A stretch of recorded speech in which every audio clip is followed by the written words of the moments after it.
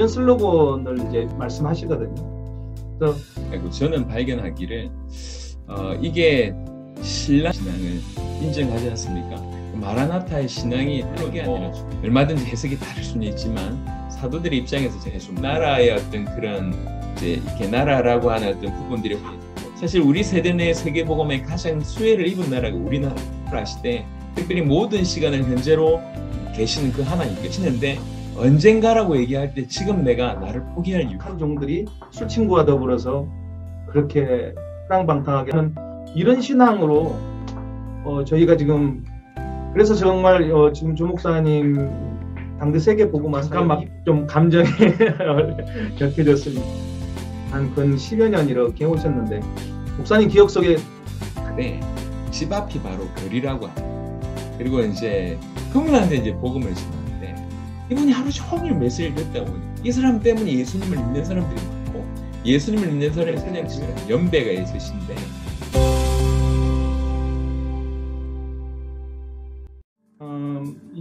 이 목사님의 말씀을 이제 듣다 보니까 이 성경적 전도법을 이제 실천할 수밖에 없는 이유는 목사님께서 이제 주장하시는 대로 우리 세대 당대 세계복음화라고 하는 그 목표와 방향성 그 부분과 직결되는 부분이라고 이제 확신이 돼요. 그 세계복음화라고 하는 주제로 한번 넘어가 보도록 하겠습니다. 보통은 저희들이 그 선교사님들 세계복음화 하거든요. 세계복음화 합시다 이렇게 말들을 하시는데 조 목사님께서는 굳이 우리 세대 세계복음화 또 당대 세계복음화 줄여서 당세복 이렇게 이런 슬로건을 이제 말씀하시거든요. 그래서 보편적인 이 세계복음화라는 말 대신 당대 우리 세대 세계복음화라는 이 단어를 강조하시는 특별한 이유가 있을 것 같아요. 이 당대 세계복음화가 무엇입니까?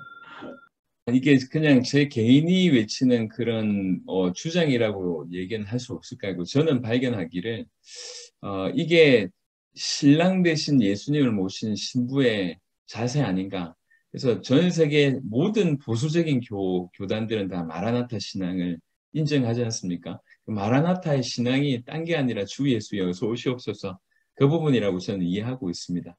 우리 당대가 아니라 내일, 당장 오늘 그게 이제 맞다고 생각을 하는데 그래도 이제 조금 더 살펴보니까 제가 사도들의 입장으로 성경을 조금 봤습니다. 물론 뭐 얼마든지 해석이 다를 수는 있지만 사도들의 입장에서 제가 좀 보니까 예를 들면 제가 베드로라고 생각을 해보고 성경을 보니까 열심히 고기 잡고 있는데 갑자기 예수님이 등장을 하신 거죠. 그리고 이제 제 인생을 그분에게 드려서 3년을 막 이렇게 쫓아다니는데 갑자기 십자가에 지셨어요. 그러고 나서 이제 사흘 만에 부활하시고 그리고 이제 부활하신 주님과 막 교제하는데 40일 만에 이제 성천하시고 그리고 10일 만에 약속하신 성령이 임하시고 이런 일들이 사실 다 통틀어 봐야 3년, 3년 반의 어떤 그런 시간이었습니다. 엄청난 시간이었죠. 근데 그 안에 예수님께서 하신 말씀이 인자가 다시 올 때 너희들 중에 내가 인자가 왕권을 가지고 다시 올 때 너희들 중에 살아있는 자들이 있을 것이다. 이 모든 일이 이 세대가 지나가기 전에 이스라엘의 동네를 다 다니지 못하여서 이런 말씀들을 예수님께서 허락하셨다는 거죠. 사도들 입장에서는 저는 그렇게 확신합니다. 언젠가 먼 미래에 주님 오시겠지라고 하는 생각이 절대로 없었다고 저는 개인적으로 생각합니다. 왜 그러냐면 그들의 인생 자체가 3년, 3년 반이라고 하는 너무나 충격적인 인생을 경험했고 사도행전 1장 8절에 성령이 임하시면 예루살렘 온 유다 사마리아와 땅끝까지 이르러 내 증인들이라 하시니라 이렇게 말씀하셨을 때 예루살렘 온 유다 사마리아 사도행전 8장쯤 가니까 벌써 이런 일이 벌어졌거든요. 그러니까 그냥 먼 미래가 아니었던 것 같습니다. 그래서 언젠가라고 하는 것들은 그들 머릿속에 없었다. 제가 생각할 때.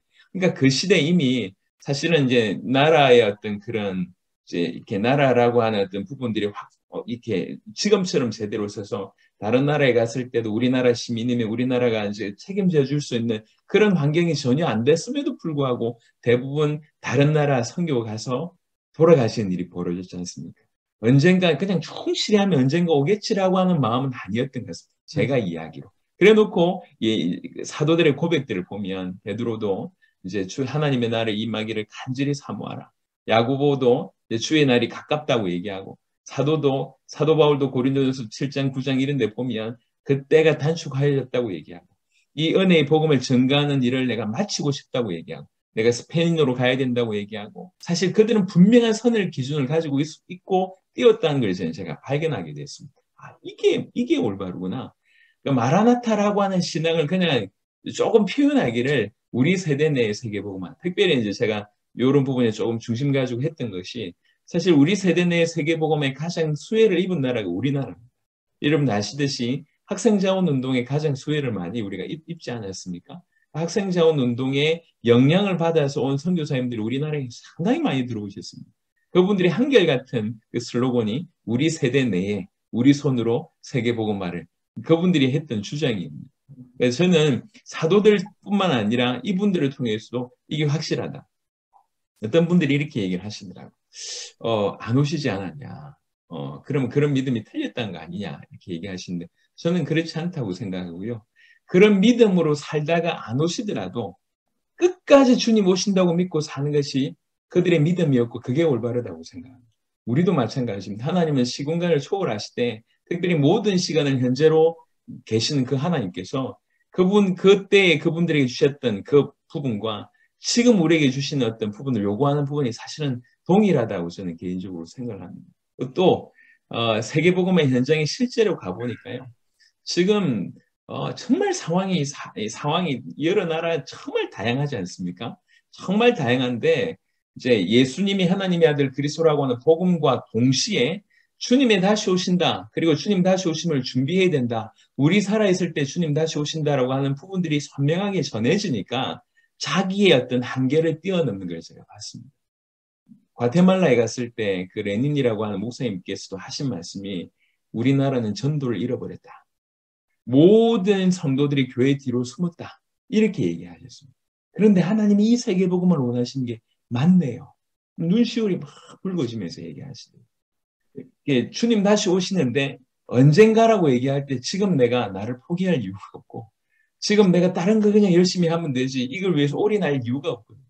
이런 부분들이 명확하게 설정이 되다 보니까 어떤 자기 유익을 구하기보다 더 주와 복음을 위해서 자기 인생을 던지고 도전하는 걸 제가 보게 됐습니다. 그래서 이 당대 세계복음화라고 하는 부분들은 이게 사도들의 믿음이고 지금 우리들에게 허락하신 믿음이고 또 이 믿음이 실제로 전 세계에 전달됐을 때 일어나는 것을 보고 제가 더더욱 확증하게 된 것입니다.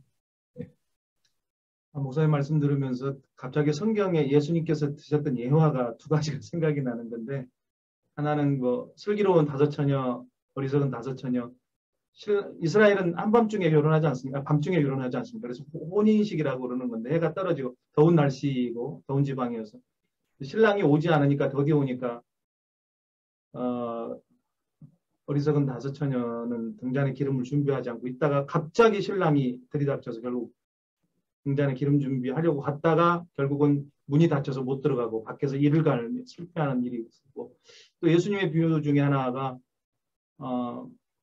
주인이 타국에 갔는데 간 주인이 오시기로 한 날짜에 오시지 않고 계속 더디 오니까 그 종들 중에 악한 종들이 술친구와 더불어서 그렇게 허랑방탕하게 하고 자기 종들을 제대로 또 관리하지 않고 매로 때리고 이런 마치 예수님이 마치 그러실 것 같은 그걸 미리 우리에게 알려주신 것 같은 그런 예화 비유였다는 생각이 드는데 그런데 예수님은 내가 언제 어느 때 도적처럼 오신다고 또 말씀하신 것을 보면 근데 오늘날 저희들이 우리 지금 많은 우리 크리스찬들이 교인들이 또 심지어 목회자들조차도 지금 마치 그런 술친구들처럼 술친구를 삼고 있는 종들처럼 지금 되어가고 있지 않느냐. 사탄이 이렇게 뿌려놓은 그 잘못된 백신으로 인해서 시한부 종말론 같은 종말론자들로 인해서 정말 이제는 주님이 다시 오시는 것조차도 이제는 기대하지 않고 바라지도 않고 여기가 좋사오냐 하는 이런 신앙으로 저희가 지금 깨어있지도 못하고 지금 경각심도 없이 지금 이렇게 심지어 나팔수조차도 적들이 오고 있는데 지금 졸고 있는 이런 느낌들을 지금 받거든요. 사실은 이게 너무 심각하다. 너무 심각하다. 정말 이거를 깨고 일어나야 되는데 그래서 정말 지금 조 목사님 당대 세계 복음화 사역 이 부분이 정말 저는 이게 중요하다. 임박한 종말. 정말 종말이 임박한 듯이 이게 우리가 그런 하루하루를 살아야 된다. 당장 오늘 주님이 오실 때 내일 오실지도 모르고 오늘 저녁에 오실지도 모르는 그런 심정으로 우리 세대에 우리가 살아있는 세대에 주님이 오실 거라는 그런 믿음으로 사도들처럼 살아야 되지 않겠냐. 이런 마음이 제가 막 들거든요. 네, 제가 잠깐 막 좀 감정이 격해졌습니다.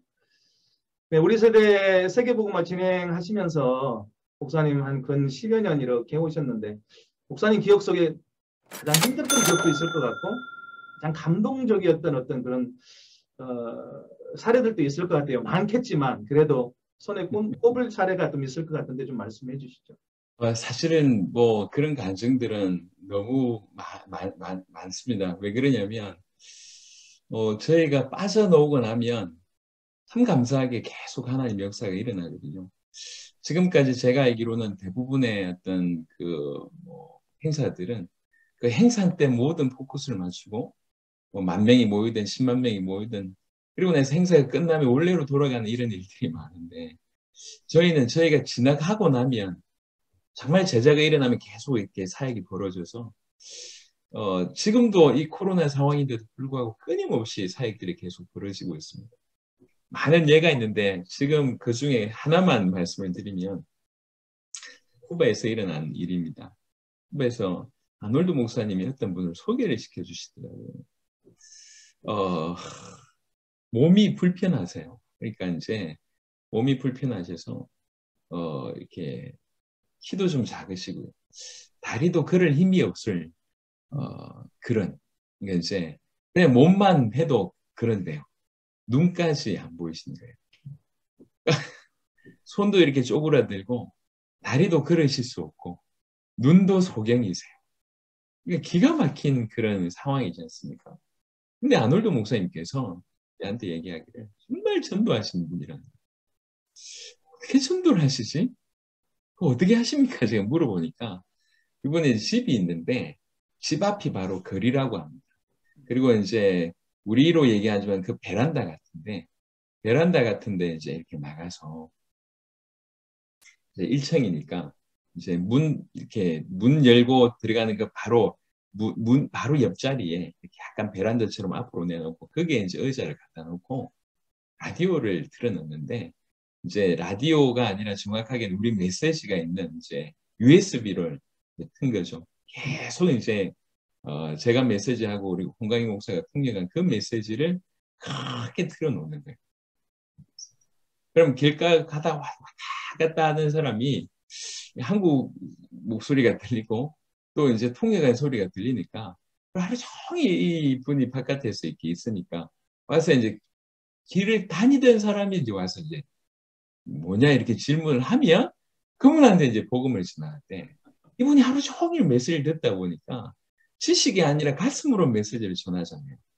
그러니까 이 가슴으로 메시지를 전하다 보니까 은혜 받는 사람들이 많고 이 사람 때문에 예수님을 믿는 사람들이 많고 예수님을 믿는 사람이 그냥 교회 가는 걸 넘어서서 이 사람한테 와서 이제 배우려고 하는 거예요. 그 받은 은혜들을. 그러니까 누구보다도 눈이 멀었고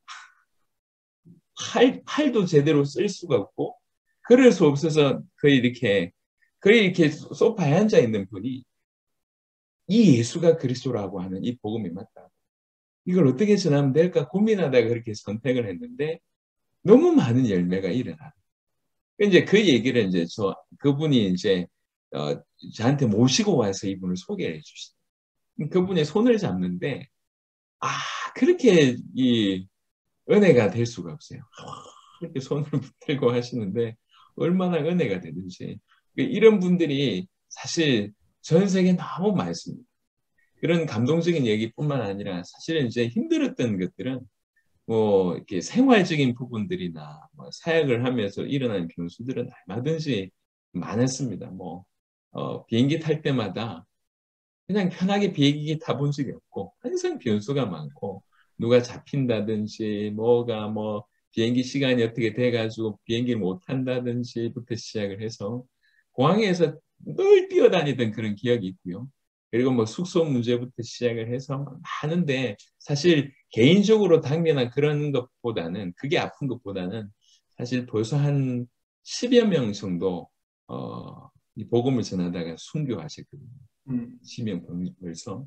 뭐 쿠바에 같은 경우에는 이 쿠바 분이 스페니시 분인데 아주 영어를 잘하시는 연배가 있으신데 아주 통역을 잘하시는 분이 계세요. 아놀드 목사님을 계속 모시고 다니면서 통역을 하셨던 분인데 그날도 아놀드 목사님 먼저 나가 계시고 이 헨리라고 하는 목사님이 통역하시려고 출국하는데 중간에서 돌아가셨어요. 아직도 사인을 몰라요. 그런데 돌아가시자마자 정부에서 바로 시체를 가져갔다고 했어요. 아, 네. 그러니까 이제 아직도 사인을 몰라요. 네. 그리고 저 네팔 같은 데는 이제 오토바이 타고 이 복음을 전하다가 바로 트럭에 깔려서 돌아가시는 그런 일이 벌어지기도 하고, 저 이렇게 필리핀 민다나오 같은 데는 이제 이렇게 그 갱단 총에 또 막. 저런 쪽에 또 피살당하는 일이 이제 벌어지기도 하고, 여튼 한 10여 명 정도 거의 되는 것 같습니다. 그러니까 그런 일들이 당사국 사역을 하면서 다른 어떤 일들보다 뭐 조금 힘들었다거나 뭐 배신당하는 일들 뭐 그런 일들이 하도 많으니까 그런 것들보다는 오히려 복음 전하다가 이런 일을 겪은 그리고 그 가족들을 볼 때 그게 이제 제일 가슴이 아프죠. 제가 생각할 때는 목사님 그거 외에도 또 있을 것 같아요. 목사님 정말 그 모든 거를 다 쏟아부었지 않습니까? 가서 뭐 물질이며 모든 거를 다 쏟아붓고 모든 힘과 정열을 다 쏟아부었는데 다 수많은 분들이 복음 전해 듣고 목사님들이 전해 듣고 그랬는데 그때는 좋다고 좋다고 말씀하시고 정말 이거 좋다고 그러는데 그 다음에 돌아가고 나서는 그렇게 옛날로 다시 돌아가 버리는 그런 상황들 아마 보시면 마음이 되게 아팠을 것 같아요. 제가 생각할 때는. 얘는 사실은 뭐 너무 많은데 이제 실망하자면 한도 끝도 없고 근데 이제 중요한 것은 그들 중에 진짜 복음을 받은 분들을 통해서 계속 열매를 맺으니까요.